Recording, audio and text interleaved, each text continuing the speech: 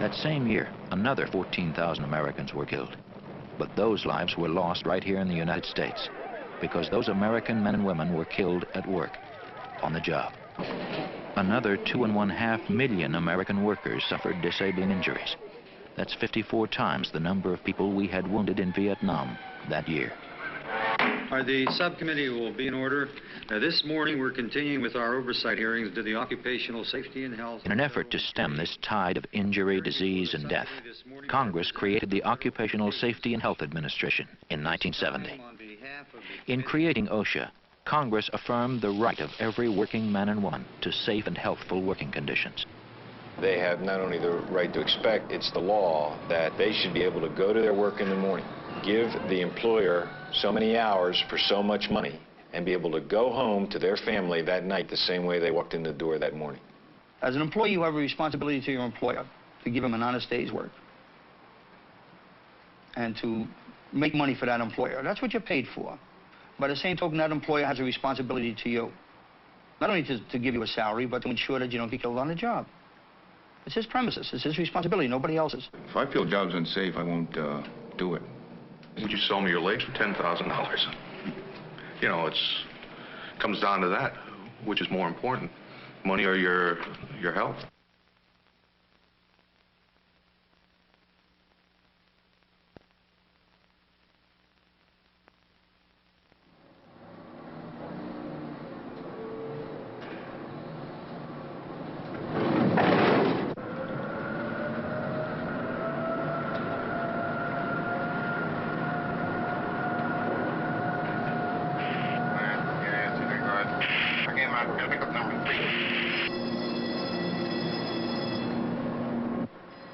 Health and safety hazards are found throughout American industry, in virtually every occupation. 1 of every 4 American workers is exposed to known health hazards, and it's been estimated that 1/3 of all cancers are work-related.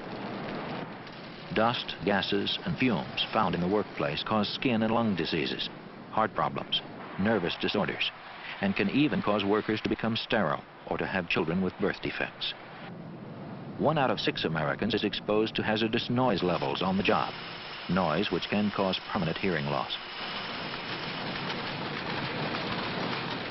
You know, it'll happen and you never realize it's happening to you. You start losing your hearing and never realize it. When you go home, you have to start, I know myself now, I turn my television set up louder than what I did when I wasn't working in the mill and just going to college. I turned it up a lot louder now than what I did then. When you come out of the mill, you go in the work in there, and you get on the outside, you can't hear for 2 hours. At night, you can lay down and hear them looms are running at home. You know, when you lay there by yourself, if everything gets quiet, you can actually hear the looms running, and you're 10 miles away from them. Once OSHA has learned of a workplace health or safety problem, it often turns to NIOSH, the National Institute for Occupational Safety and Health, to do the scientific research necessary to control the hazard. This research provides the groundwork for OSHA standards, which are formal regulations that specify safe working procedures or limit the amounts of dangerous chemicals to which workers can be exposed. Enter, in, out, up, and equilibrate. After NIOSH has completed its work, OSHA makes its proposed standard available to the public for comment and revision. Then one of the more dramatic parts of standard setting occurs. There is usually a public hearing. These public hearings provide an important opportunity for individuals concerned about the issue the standard deals with, affected industries, employers, U.S. Steel Corporation is labor groups, informing these individuals that they do have compensable lung. public interest groups, to come before the agency and offer their views. However, I do not agree with OSHA's And selection. the record of that public hearing is an important part of the information that OSHA ultimately relies upon in deciding what is the appropriate standard to set dealing with that hazard in the industries in which it arises. After the public hearings, OSHA sets a final standard, which all affected employers must obey. OSHA has a staff of compliance officers in the field to inspect workplaces and make sure they meet the standard. Accompanied by representatives of both the employer and the workers, the inspector observes work practices and material handling, takes noise measurements, and may attach instruments to workers to measure their exposure to airborne substances. Are there any of these The inspector tries to get an accurate understanding of the workplace by talking with both the employer and individual workers. That wouldn't make any difference who I sampled? No, I just got anyone. I'm Chris Cook from the Occupational Safety and Health Administration. We do have the right to interview employees privately, and we do insist on that. We like to talk to the employees to get a good feeling of what the employee feels are the hazards there, what types of processes may be going on at a different time than we're there, whether the employee has any health problems. OSHA's work doesn't end with the completion of the inspection. The point is not simply to find hazards or to penalize employers who violate OSHA standards, but to work with employers and workers to correct dangerous conditions. That's exactly what happened at the Canton Textile Mill in Canton, Georgia. In the textile industry, the major health hazard is cotton dust. Cotton comes into the mill in big 500-pound bales.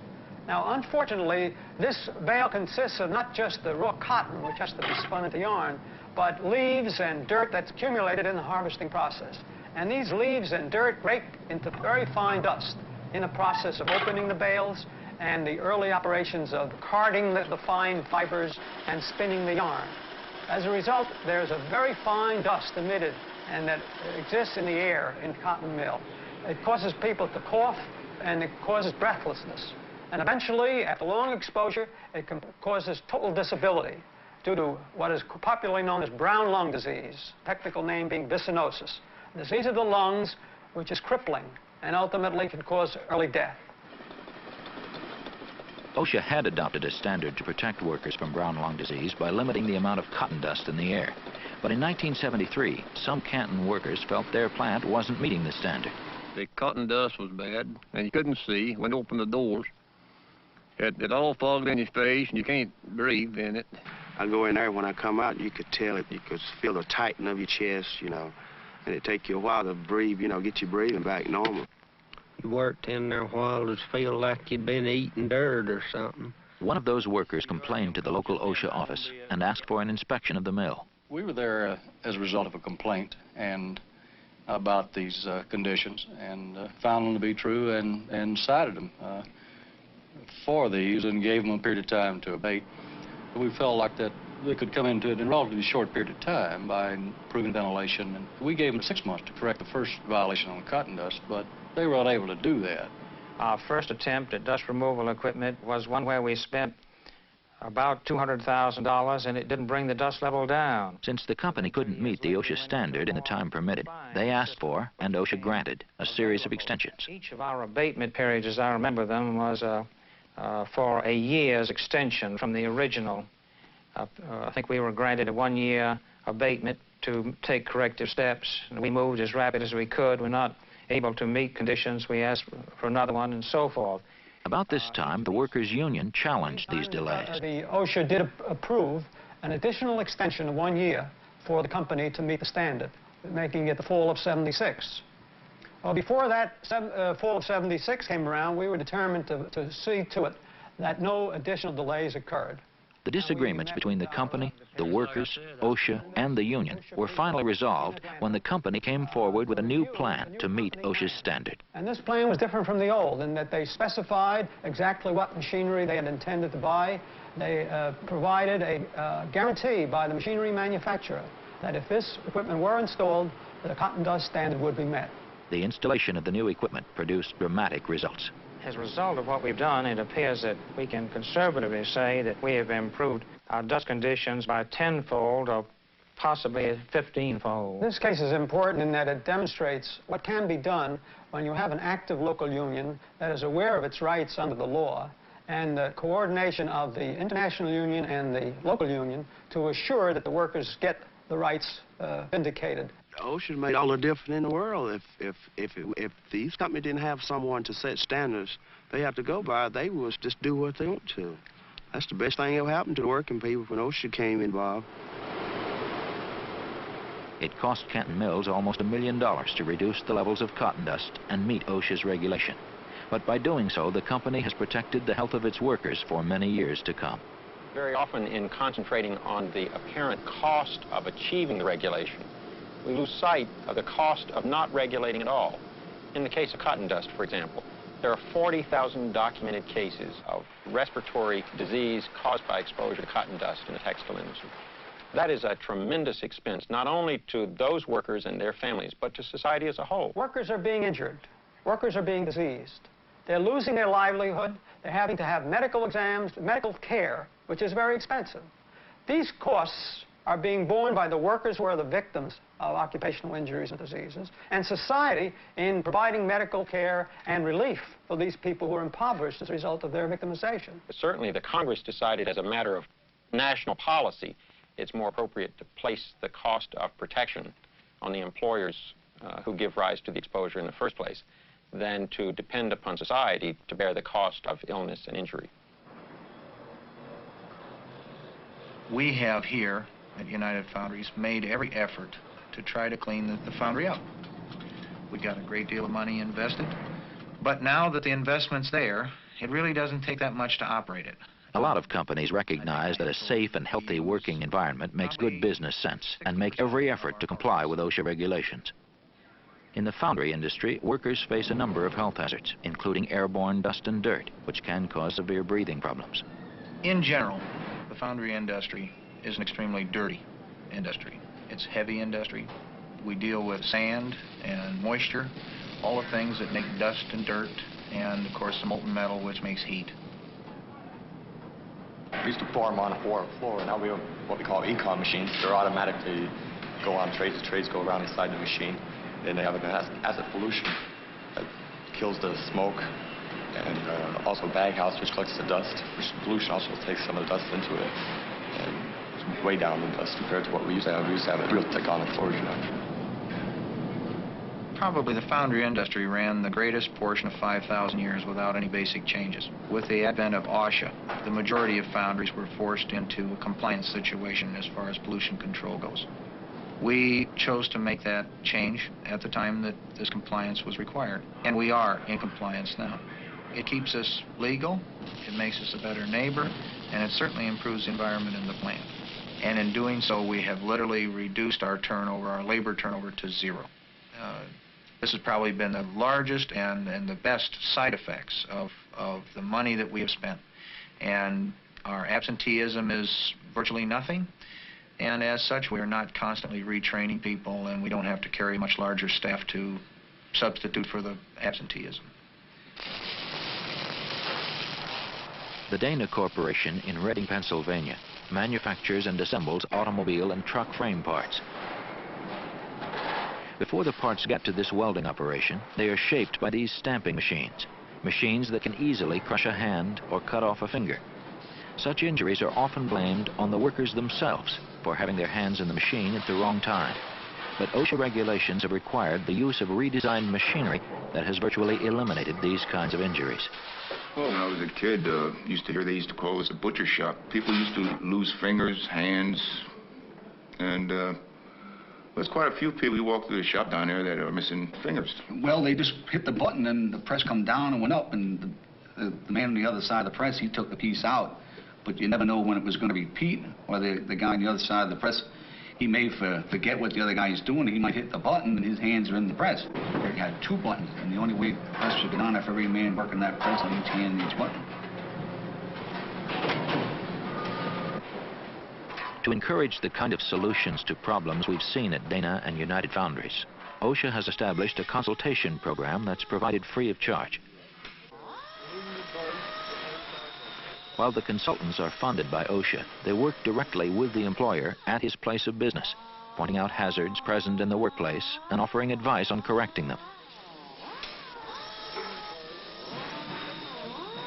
The consultant's files and report to the employer are kept confidential.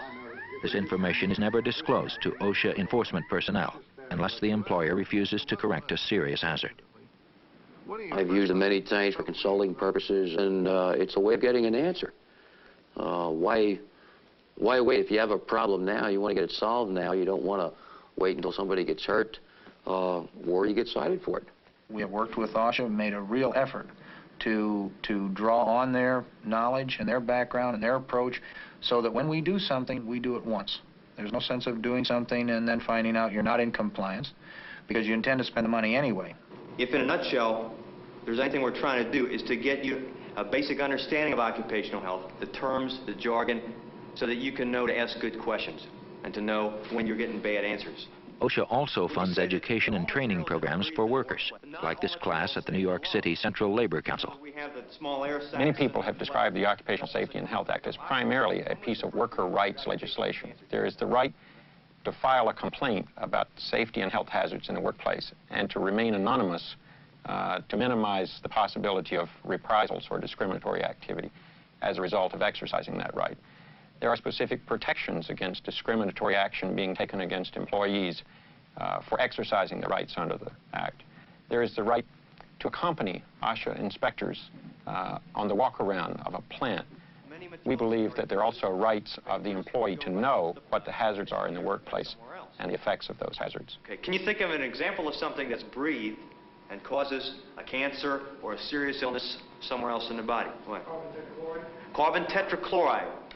Okay, chlorinated solvents like trichloroethylene, perchloroethylene, carbon tet. Most of the health standards which OSHA has issued since 1971 have dealt with substances which pose a cancer risk to workers. Particularly since World War II, there's been thousands and thousands of chemicals put on the marketplace, most of which have not been tested as to their hazardous nature. The National Institute for Occupational Safety and Health puts out a registry of such chemicals and have listed over 20,000 as being toxic. Keep-on was very thick in the air. It was, you couldn't see through it. It was more like a fog. The keep-on was all over the working area, all over the break area. I was asked to assist in the investigation of the keep-on incident in Hopewell, Virginia. It was just virtually impossible for anybody to walk in a plant and go straight through and come back out without getting keep-on all over. As part of the investigation, I interviewed those employees who were affected. We're on medications to try to help the tremor of my voice and the tremor of my hands and limbs and things like this. But this is the only thing they can treat, is this symptomatic treatment. I came to realize how important our work was, the industrial hygienist work was, by looking at the employees, realizing that when we're talking about illnesses and hazardous substances, we're really talking about real people. Now that I'm sterile, that I have an increased chance of cancer, and I've had some damage to my liver, my eyes, and some brain damage. I would wash those clothes, his keep-on clothing, and then right after that I would put a load of my little girl's clothes in and my clothes. Well, it was still in the washing machine, and the water wasn't dissolving it. And as a result, we both would break out into a rash. I had an occasion to meet their wives and children, and all the time knowing that they had been exposed to the hazards, that they were suffering from the diseases, that no one knew what the problems were, no one knew if they'd get better, no one knew if it would cause cancer. As it later developed, it was identified as a carcinogen. Benzene is another one of those industrial chemicals that has come into widespread use since World War II. Welders and workers in the petrochemical, rubber, and pharmaceutical industries are regularly exposed to it. It's a highly flammable liquid, and for years the danger of benzene explosions has been known. But only recently has it been disclosed that benzene causes cancer. Recently there's been a lot of information coming out through OSHA and a lot of information in the chemical magazines about benzene and its possible cause of leukemia. OSHA's put up an emergency standard on benzene and specifically connected benzene and leukemia. That emergency standard didn't exist in 1965 when George was working in an industrial laboratory in Iowa City, where his job required him to use benzene to analyze soil samples. It was about that time that he met his wife, Mary. We met when we were both in high school. I was a junior and he was a senior in high school. Then while we were going together, he was working in the lab. I remember him doing these tests, so I was familiar with the kinds of work that he did. You could smell the benzene all through the lab. It was even to the point where it could be smelled in the offices, in our offices on the next floor above. It was impossible for anyone to use that piece of equipment with benzene and not be exposed. It was just so designed that there's going to be exposure. It also, I think, was intrinsically unsafe in terms of the open element at the bottom, which allowed benzene vapors to come around underneath it and ignite. I ended up being engulfed in a pillar of benzene flame from the floor to the ceiling. At that point, I ran and grabbed a throw rug, which was on the floor of the lab, and wrapped myself up in the rug and was able to put out the flame. And I thought I was lucky because I got out of the accident with just singed hairs on my arms and singed eyebrows. I feel now that at the moment I felt lucky, but I now feel there's longer-term effects that I wasn't aware of that has caused my current situation, having leukemia. It has been known, it's been reported in the literature before that time, all the way back to 1928, that benzene was associated with leukemia, and that I think the manufacturers of benzene knew it at the time, but was not generally known by the public or people such as George and myself. I feel strongly I don't want what's happened to me to happen to someone else. I think being aware of the hazards and being protected from them as best possible is something that should be taken care of so that you don't cut off a man's life at 33.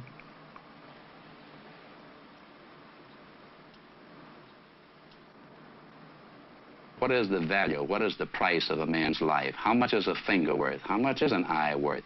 How much is not being able to hear someone call your name or listen to music? How much is that worth? I think we owe it to the next generation to make it better for them than what we have to go through here. It's not 100% now, but work has been done, and I think if we keep this attitude and fight and make it better for the other generation, they're going to appreciate it.